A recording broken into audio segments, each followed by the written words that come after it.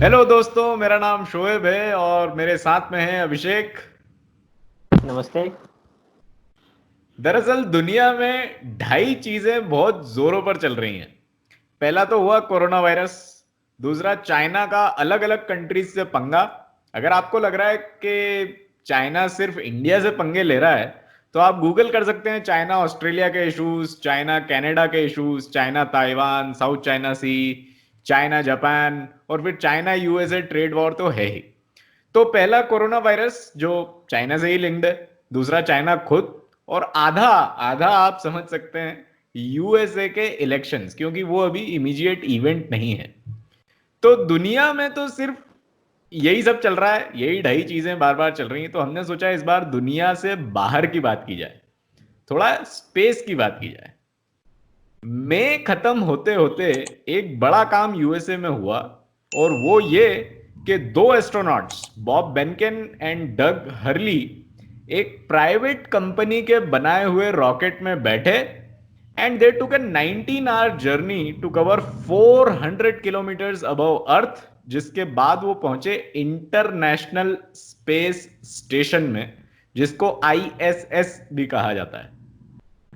इस private company का नाम है स्पेस एक्स, और इसके सीईओ हैं इलॉन मस्क, जिनका नाम हो सकता है आपने सुना हो। ये टेस्ला के भी सीईओ हैं। तो हुआ यूं कि 2010 में ओबामा गवर्नमेंट ने एक प्रोग्राम इंट्रोड्यूस किया था, जिसका नाम था सी सी डेव, यानी कमर्शियल क्रू डेवलपमेंट प्रोग्राम, जिसमें प्राइवेट कंपनीज को इनवाइट किया गया स्पेसक्राफ्ट बनाने के लिए। ये कॉन्ट्रैक्ट मिले स्पेसएक्स और बोइंग को। बोइंग वही एरोप्लेन्स बनाने वाली कंपनी। तो स्पेसएक्स का स्पेसक्राफ्ट लॉन्च हो चुका है, और बोइंग का स्पेसक्राफ्ट भी स्प्रिंग ऑफ 2021 में लॉन्च होने वाला है। यहां मैं दो चीजें जल्दी से शेयर करता हूं। तो दो चीजें जो मैं शेयर करना चाहता था, उसमें से एक तो ये है, नासा की एक ट्वीट है 31 मई की, जहां पे वो बता रहे हैं, उन्होंने एक वीडियो ट्वीट किया, this is the first time in human history NASA astronauts have entered the space station from a commercially made spacecraft. और दो एस्ट्रोनॉट्स जिनका मैंने नाम आपको बताया, Ben Bob Behnken and Doug Hurley, have finally arrived to the orbiting lab in SpaceX Dragon Endeavour spacecraft. ये SpaceX के spacecraft का नाम है, ड्रैगन।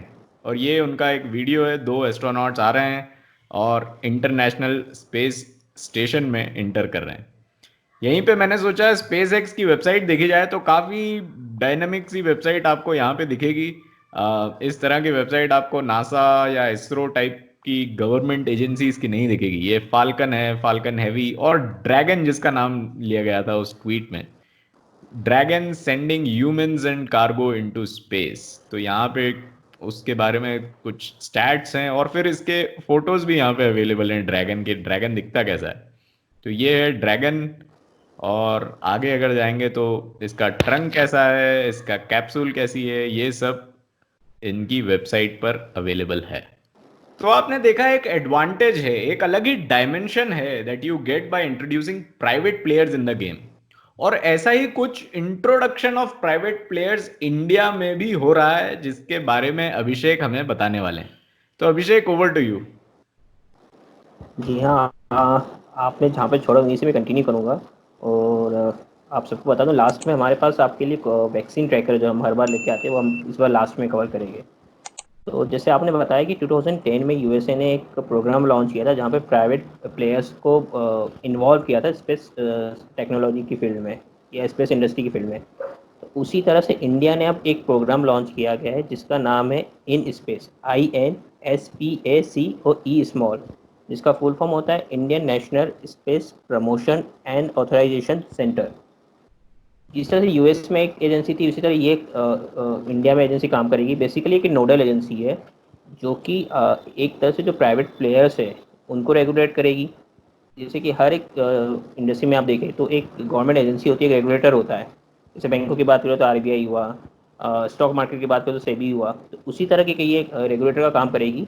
साथ ही साथ एक ये प्लेटफॉर्म प्रोवाइड करेगी जहाँ पे कि प्राइवेट कंपनी आ पाएगी, और जो हमारी इसरो है वो भी आएगी, और अपने जो भी इनकी नॉलेज है, जो भी इसरो अपना जो एक्सपीरियंस है, डाटा है, या जो उनके रिसोर्स है, वो प्राइवेट कंपनी के साथ ये शेयर करने वाले हैं, ताकि प्राइवेट कंपनियां भी जो स्पेस जो टेक्नोलॉजी है उसमें काम कर सकें। और जैसे कि स्पेस एक्स है, तो ऐसे अगर कोई इंडियन कंपनी आती है जो अपना, सपोज कीजिए कि सैटेलाइट व्हीकल, लॉन्च व्हीकल कोई बनाती है, नए रॉकेट बनाती है, तो इसरो उस प्लेटफॉर्म का यूज़ करके ये उनकी हेल्प लेके सैटेलाइट लॉन्च करेगी प्राइवेट कंपनीज के लिए। तो इसके पहले भी गवर्नमेंट ने 2019 में एक एजेंसी बनाई थी, जो कि थी new space India limited, NSIL।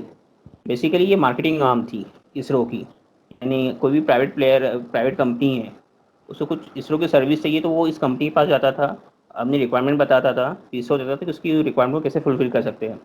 But ये इस बार जो ये फॉर्म किया गया है, ये टोटली अलग एक प्लेटफॉर्म प्रोवाइड करने की कोशिश की गई है। तो अब ये क्वेश्चन ये आता है कि क्यों प्राइवेट इंडस्ट्रीज स्पेस टेक्नोलॉजी के फील्ड में आ रही है, क्यों गवर्नमेंट अलाउ कर रही है, और क्यों इसरो, नासा जैसी जो एजेंसीज है वो चाहते हैं कि प्राइवेट इंडस्ट्री भी इस फील्ड में आए।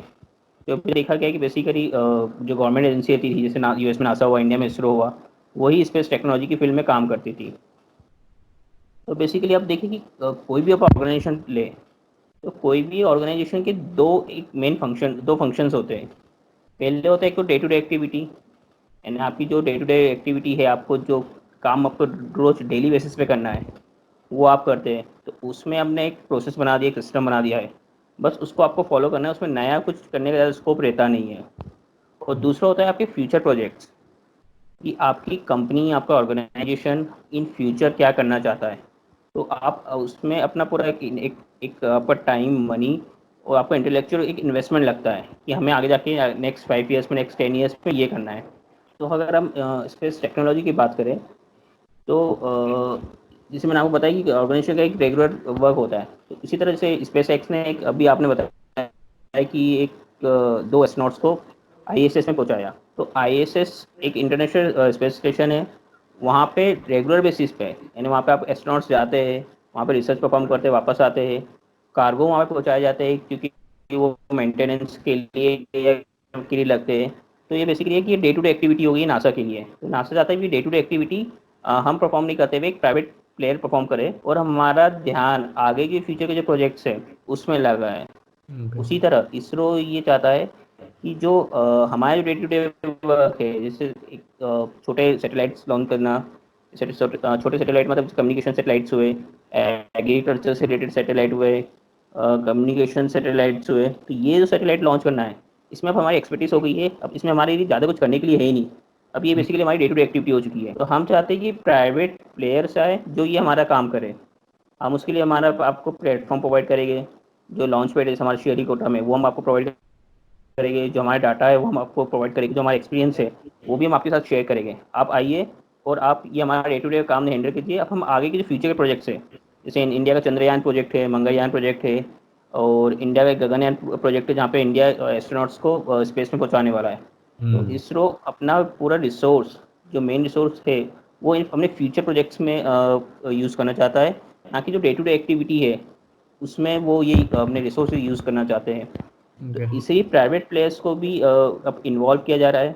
अभी प्राइवेट प्लेयर्स इन्वॉल्व थे, बट उनका जो पार्टिसिपेशन था बहुत ही एक छोटे लेवल पे था। बेसिकली वो कुछ कंपोनेंट्स है, कुछ स्पेयर पार्ट्स है, उसकी सप्लाई करना है, उसमें वो इन्वॉल्व थे, ना कि ऐसी कोई इंडियन ऐसी कंपनी अभी तक नहीं थी जैसे स्पेस एक्स है, जिसका खुद का एक लॉन्च लॉन्च व्हीकल हो, या उनके खुद के कुछ स्पेस, ऐसा कुछ अभी था नहीं। तो इंडिया में भी ये शुरुआत की गई है, और साथ ही साथ जैसे US है, ऐसे कई कंट्रीज़ में प्राइवेट कंपनीज़ को भी अब इन्वॉल्व किया गया है। तो हमारी इंडियन कंपनीज़ के पीछे ना रह जाए, ये इसलिए भी हमारी इंडियन कंपनीज़ को भी अलाउ किया जा रहा है। अगर हम पूरे इस इंडस्ट्री की बात करें, पूरी जो स्पेस इंडस्ट्री है उसकी साइज़ कितनी है, तो उसकी साइज़ है 316 बिलियन USD। हम्म। अभी इसमें जो मेन जो पोर्शन है, वो केवल इसमें जाता है कि आपको केवल कंपोनेंट्स या स्पेयर पार्ट्स या छोटी छोटी चीज़ें प्रोवाइड करते हैं। अभी बहुत कम ही कंपनियां हैं, जैसे स्पेस एक्स हुई, बोइंग हुई, तो ऐसी बहुत कम कंपनियां हैं कि जो कि बहुत आगे जा चुकी है। जैसे स्पेस एक्स ने अपने अलग अलग लॉन्च व्हीकल बना रखे हैं, अपने स्पेस क्राफ्ट बना रखे हैं, और बोइंग आपने इस बताया काम कर रही है, तो इससे बहुत कम कंपनी है। तो अब इंडियन कंपनीज भी अब आ सकेगी। आप कुछ ही सालों में ऐसा हो सकता है कि कोई इंडियन कंपनी आए जिसने अपना खुद का एक रॉकेट बना लिया है या खुद का एक स्पेस क्राफ्ट बना लिया है। तो आपको देखने को मिलेगा कि आने वाले कुछ सालों में इंडियन कंपनीज भी इसमें तेज़ी से आगे आएगी।